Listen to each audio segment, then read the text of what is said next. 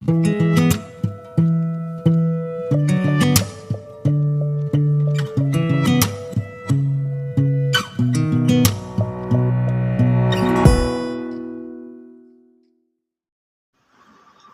আলাইকুম everyone, welcome back to my channel. সবাই কেমন আছেন? আশা করি ভালো আছেন। আলহামদুলিল্লাহ, আমিও আমার পরিবারের সবাই ভালো আছি। আমি লিলি আর লিলিস ফ্যামিলিতে আপনাদের সবাইকে আরও একবার ওয়েলকাম জানাচ্ছি আরেকটা ব্লগ ভিডিও দেখার জন্য। আজকাল থাম্বনেল দেখে অবশ্যই বুঝতে পারছেন যে আজকে আমি কি কাজ করব আর আপনাদের সাথে সেটাই শেয়ার করব। হ্যাঁ, ঠিক ধরছেন।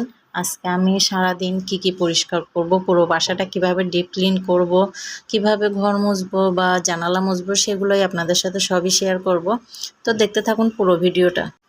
তো আজকে ভিডিওটা শুরু করছি মূলত ঘর ঝাড়ুর মধ্য দিয়ে। এর আগে আমি ঘরের উপরে যে ঝুলগুলো থাকে ওগুলোও পরিষ্কার করে নিছি ঝাড়ু দিয়ে কিছুটা।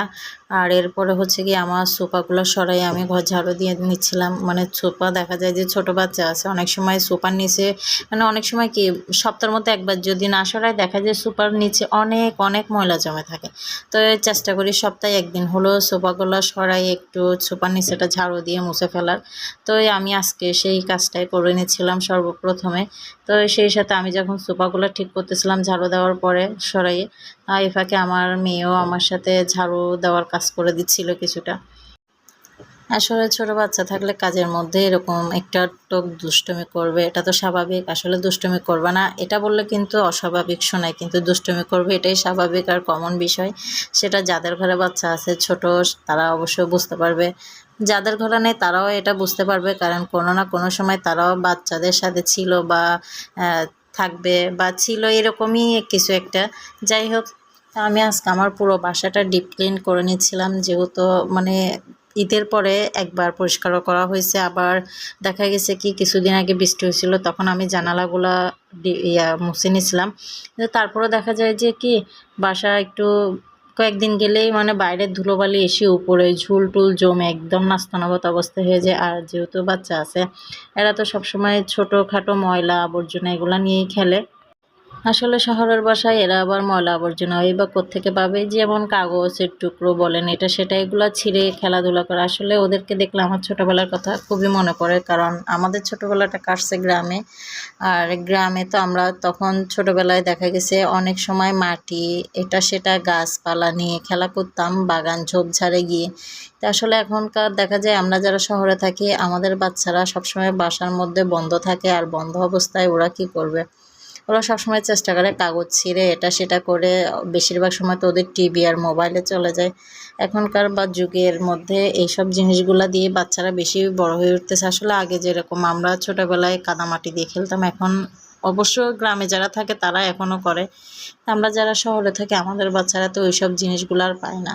তো দেখা যায় যে একের বেশি একাধিক বাচ্চা যখন থাকে তখন মারামারি দুষ্টমি হুড়োহুড়ি এগুলা দিয়েই বাচ্চাদের বেড়ে ওঠা আর কি। এই যে আমার মেয়ে এক ফাঁকে দুষ্টুমি করে নিচ্ছে, খেলা করতেছিল, ও ডাইনোসরকে পানি খেতে বলছে, পানি খাচ্ছে না দেখে পুরো ডাইনোসরটাই মগের ভিতর ঢুকাই দিছে।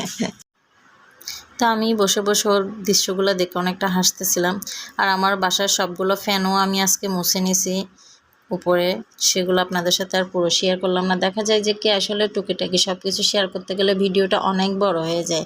আর বড় হয়ে গেলে দেখা যায় অনেক সময় সময়ের জন্য অনেকেই বলেন, আমি নিজেও অনেক সময় দেখা যায় যেগুলো অনেক লং ভিডিও দেখতে একটু টেনে টেনে দেখতে হয় বা স্কিপ করতে হয়। তো সেই জন্য আমি আজকে ছোট ছোট করে সবগুলো কাজ শেয়ার করার চেষ্টা করছি।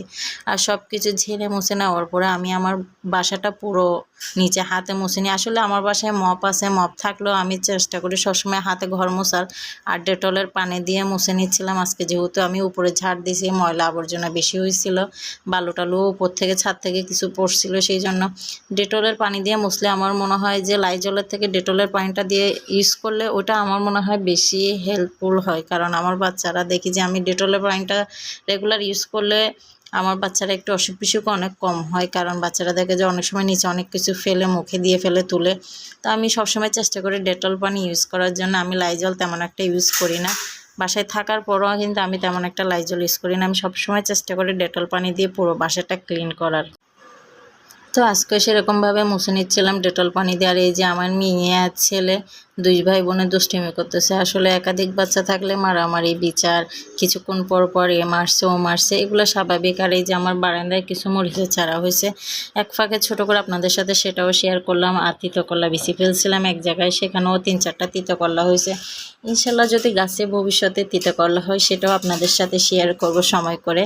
তো এই যে আমার তিতকলা গাছ কত উপরে উঠে গেছে দেখছেন। তো আমি চলে গেছি আবার রুমে গিয়ে দেখতেছি এইমাত্র গুছাই আসা ঘরটা আবার এলোমেলো করে ফেলছে বাচ্চারা। দেখেন, আসলে একের বেশি একাধিক বাচ্চা থাকলে সেই ঘর গুছাইয়ে বা পরিষ্কার করে পরিপাটি করে গুছাইয়ে যে আপনি রাখতে পারবেন, এটা যদি আপনি স্বপ্নেও ভাবেন সেটাও আপনার জন্য ভুল হবে। কারণ আমার কাছে এটা কখনোই সম্ভব হয় না যে আমি গুছাই রাখছি আর গোছানো জিনিসগুলো গোছানোই রয়ে গেছে। বাচ্চারা তো এলোমেলো করবে, স্বাভাবিক। একটু মজা করে নিচ্ছিলাম আপনাদের সাথে। আর সেই ফাঁকে আমার মেয়ে খেলনাগুলো দিবে না, ও লুকায় রাখতেছে। দেখেন কিভাবে বলতেছে আমি দিব না, এগুলো আমার খেলনা। তো আমি ওরগুলো আর নিলাম না, আমি চলে গেছি আমার কাজ করার জন্য। আর এটা হচ্ছে দুপুরের খাবারের পর আজকে এক ফাঁকে আমি আমার মেয়ের চুলগুলোও ফেলে দিছিলাম, কারণ ও বেশি গরমের জন্য ঘুমাইতে পারতেছিল না। দেখতেছি কয়েকদিন অস্থির হয়ে গেছিলো, সেই জন্য চুলগুলো ফেলে দিছি। আর এটা হচ্ছে গিয়ে রাতের একটা অংশ, কারণ সারাদিন ঘরটর মোছার পরে দেখছি যে রাতে জানালাগুলোতে অনেক ধুলোবালি উড়ে গিয়ে পড়ছে, অনেক ময়লা হয়ে গেছে। তো আমি আস্তে আস্তে সবগুলা রুমের জানালাগুলো মুছে নিচ্ছিলাম। তো এই ফাঁকে আপনাদের সাথে একটা কথা শেয়ার করব, সেটা হচ্ছে গিয়ে যারা আমার ভিডিওটা কম বেশি দেখতেছেন, ভুল ত্রুটি হলে ক্ষমা করে দিবেন। আর আমার চ্যানেলটা সাবস্ক্রাইব করে আমার এবং আমার পরিবারের পাশে থাকবেন, লাইক করে যাবেন, শেয়ার করবেন, কমেন্ট করবেন। কমেন্ট বক্সে এসে কমেন্ট করলে হবে কি, তাতে আমি আপনাদের মতামত বুঝতে পারবো, বা আপনাদের রুচিসম্মতে বা যে কোনো বিষয়ে আমাকে জানালে হয়তো এটাতে আমার অনেক উপকার হবে, বা পরবর্তীতে ওই ধরনের ভিডিও বানাতে আগ্রহী হব। তো যাই হোক, আজকের ছোট্ট ভিডিওটা যে দেখছেন, যেখান থেকে দেখছেন, দূরে বা কাছে বা দেশে বা দেশের বাইরে, যেখান থেকে দেখছেন, সবাইকে অনেক অনেক ধন্যবাদ জানাবো আরও একবার। কারণ আপনারা যে সময় দিয়ে আমার পুরো ভিডিওটা দেখতেছেন, সেই জন্য। আসলে দেখা যায় কর্মব্যস্ত জীবনে দেখা যায় অনেক সময় অনেক কিছু সময়ের অভাবে হয় না বা দেখা হয় না।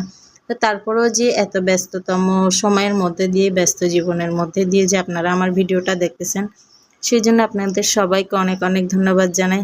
আরও একবার বলতে চাই যে আপনারা আমার পাশে থাকবেন, সাপোর্ট করবেন। সাপোর্টই হচ্ছে সবচেয়ে বড় শক্তি। বলতেছিলাম আপনাদের সাথে যে সাপোর্ট করলে হয় যে দেখা যায় কি, আসলে মানসিকভাবে বা আরও ভিডিও বানানোর আগ্রহ পাবে, বা মানসিকভাবে শান্তি পাওয়া যায়, বা আপনাদের কমেন্টগুলো উৎসাহিত করবে বা অনুপ্রেরণা জাগাবে।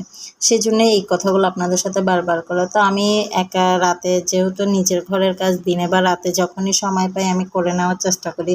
এই কাজটা আমি দেখা যায় যে অনেকে চিন্তা করে যে এখন করব না বা সকালে করব, বা ওরকম কোনোভাবে চিন্তা করি না। যখন যে কাজটা মনে হয় যে এটা করতে হবে আমার, তখনই আমি ওটা করার চেষ্টা করি। কারণ দেখা যায় ফেলে রাখলে ওই কাজটা হয় না। তো দেখা যায় যেগুলো ভারী কাজ বা ধোয়া মোছা, ওই কাজগুলো আমি চেষ্টা করি সবসময় যে সকালবেলা করার। আর যেগুলো দেখা যায় যে না, এগুলো আমি হালকা হাতে করে নিতে পারবো যে কোনো সময়, তো আমি ওই কাজগুলো চেষ্টা করি যে কোনো সময় করার। যেহেতু বাচ্চাদেরকে নিয়ে করতে ঝামেলা হয়ে যায়, সেই জন্য দেখা যায় যে যেগুলো হালকা ওগুলো আমি রেখে দিতে পারি, একটু পরে করব, বা বাচ্চাদেরকে ঘুম নিয়ে আইয়া করি ওরকমভাবে, বা বাচ্চার বাবা আসলে ওনার কাছে দিয়ে বা ওনার পাশে বসায় দিয়েও আমি এই কাজগুলো সেরে নিতে পারি। তো সেই জন্য চেষ্টা করি হালকা কাজগুলো যে কোনো সময় করতে পারি সেইভাবে করার। তো সবাই ভালো থাকবেন, সুস্থ থাকবেন। আসসালামু আলাইকুম, আল্লাহ হাফেজ।